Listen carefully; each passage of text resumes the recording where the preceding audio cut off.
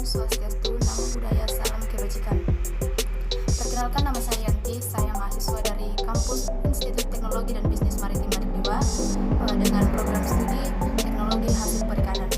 Pada kesempatan ini saya akan menyampaikan beberapa materi, yaitu yang pertama, sekitar tahun 3500 sebelum Masehi, peradaban Mesir kuno telah mengetahui bagaimana cara membuat anggur, pengawatan mayat atau biasa disebut dengan pembalseman, dan pengolahan beberapa logam seperti timah dan tembaga.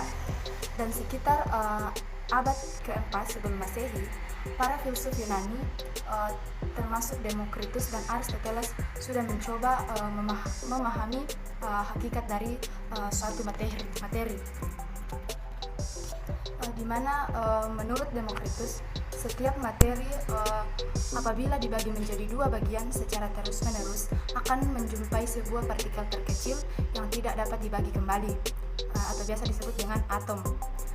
Tetapi menurut Aristoteles dia tidak menerima pendapat dari Demokritus ini. Menurutnya materi merupakan sesuatu yang tersusun atas 4 jenis unsur, yaitu tanah, air, udara, dan api.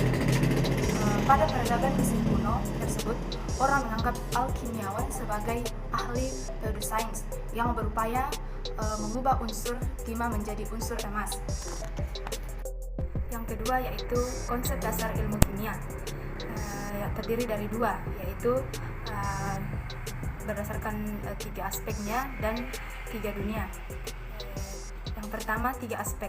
Aspek yang pertama itu aspek struktur zatnya, yang kedua aspek energetik, dan yang ketiga aspek kinetika atau lajunya. Yang kedua yaitu konsep berdasarkan 3 dunia, yaitu dunia makro, dunia submikro, dan dunia simbol. Yang ketiga yaitu teori perkembangan atom.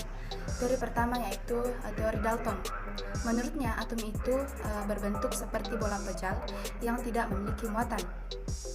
Teori yang kedua yaitu teori Thomson. Menurutnya atom itu berbentuk atau memiliki model seperti roti kismis yang memiliki muatan positif dan netral. Dia melakukan percobaan pada sinar katode dan menemukan partikel atau partikel atom, yaitu yang sekarang kita kenal dengan elektron. Yang ketiga yaitu teori Rutherford. Teori ini mengatakan bahwa atom itu memiliki inti atom yang bermuatan positif dan elektron yang didasarkan pada percobaan teori hamburan alfa. Pada percobaan ini, ia mendapatkan fakta bahwa kebanyakan sinar alfa diteruskan ke belakang lempeng yang terlihat dari peredaran yang dihasilkan. Kemudian teori selanjutnya itu teori atom bor. Melalui percobaan spektrum kontinu, atom bor teori ini mendapati bahwa spektrum atom bersifat diskrit atau terputus-putus, dan energi dalam atom hanya bergerak dalam lintasan tertentu yang disebut kulit atom. Perpindahan energi rendah ke energi tinggi itu disebut dengan eksitasi yang bersifat sementara. Kalau dari tinggi ke rendah itu disebut dengan emitasi. Kemudian teori terakhir yaitu teori atom mekanika kuantum. Teori ini menganggap bahwa elektron bukan partikel listrik, itu berlawanan dengan teori atom bor.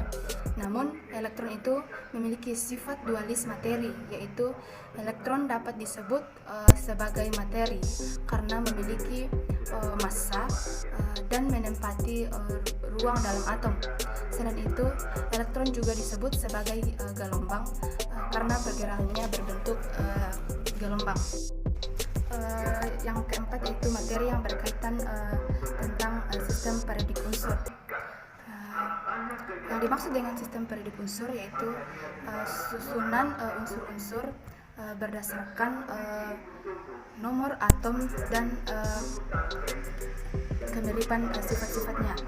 Kemudian fungsi tabel kolom dan baris merupakan penyajian data dalam bentuk tabel dengan bentuk susunan baris dan kolom yang saling berhubungan. Lantinida adalah kelompok unsur kimia yang terdiri dari 15 unsur, mulai dari lantanum atau biasa disebut dengan senyawa La sampai lutetium atau Lu pada tabel periodik dengan nomor atom 57 sampai 71. Semua lantinida kecuali lutetium adalah unsur blok F, yang berarti bahwa elektronnya itu terisi sampai orbit 4F. Golongan ini diberi nama berdasarkan lantanum. Aktinida adalah kelompok unsur kimia yang mencakup 15 unsur antara aktinum dan lauresium pada tabel periodik dengan nomor atom antara 89 sampai dengan 103.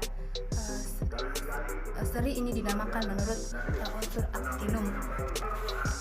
Berdasarkan tabel periodik unsur, lantinida itu terletak pada periode 6, yaitu golongan 3B, sedangkan aktinida itu terletak pada periode 7 pada golongan 3B. Yang dimaksud dengan golongan A pada sistem periodik unsur yaitu unsur-unsur golongan yang itu utama.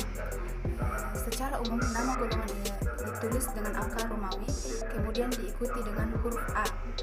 Unsur golongan utama terdiri dari 8 golongan, yaitu 1A, 2A, 3A, 4A, 5A, 6A, 7A, dan 8A. Sedangkan golongan B atau biasa disebut dengan unsur transisi adalah unsur-unsur yang terdapat di bagian tengah sistem periodik. Unsur dalam golongan ini atau golongan B ini harus dialihkan setelah golongan 2A, sehingga diperoleh unsur-unsur yang menunjukkan sifat dengan golongan.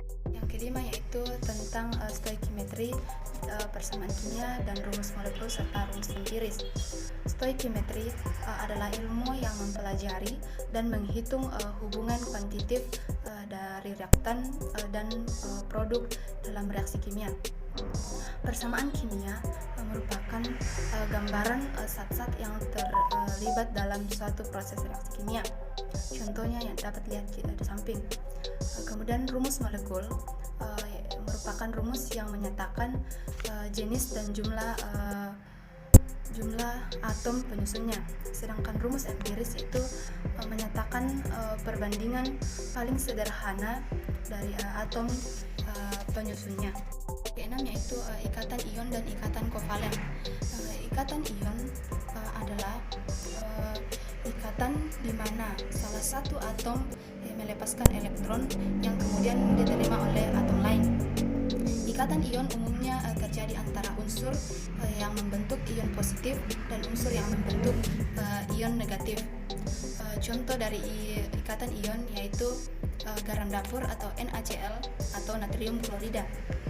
Senyawa ini terbentuk dari ion positif atau Na+ yang bereaksi dengan ion negatif yaitu Cl-.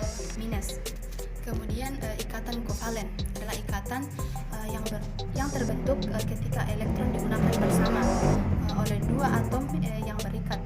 Ikatan kovalen terbentuk antara dua atom unsur non-logam. Contoh ikatan kovalen adalah gas metana atau CH4, di mana atom karbon berbagi elektron dengan 4 atom hidrogen, dan gas amonia atau NH3, di mana atom nitrogen atau N berbagi dengan elektron dengan 3 atom hidrogen sehingga menjadi NH3. Yang ketujuh yaitu tentang ikatan hidrogen dan gaya van der Waals. Ikatan hidrogen adalah ikatan yang terjadi pada misalnya atom H dengan atom-atom yang memiliki keelektronegatifan yang sangat tinggi dan besar seperti atom F, O, dan N. Kalau berikatan menjadi HF, H2O, dan NH3. Contohnya atom H dan atom F. Di antara atom ini dalamnya yang disebut dengan ikatan hidrogen. Kemudian gaya van der Waals terdiri dari 3 bagian, yaitu dipot permanen, dipot sesaat atau terinduksi, dan gaya diversi London. Yang pertama yaitu dipot permanen, yaitu pengkutuban yang permanen, yaitu yaitu molekul antara polar dengan polar. Kemudian kedua, dipot sesaat atau tereduksi, yaitu molekul antara polar tambah non-polar.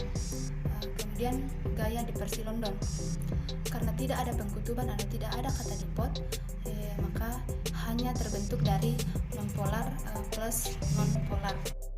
Demikian sedikit penyampaian materi tentang kimia dari saya. Wassalamualaikum warahmatullahi wabarakatuh. Om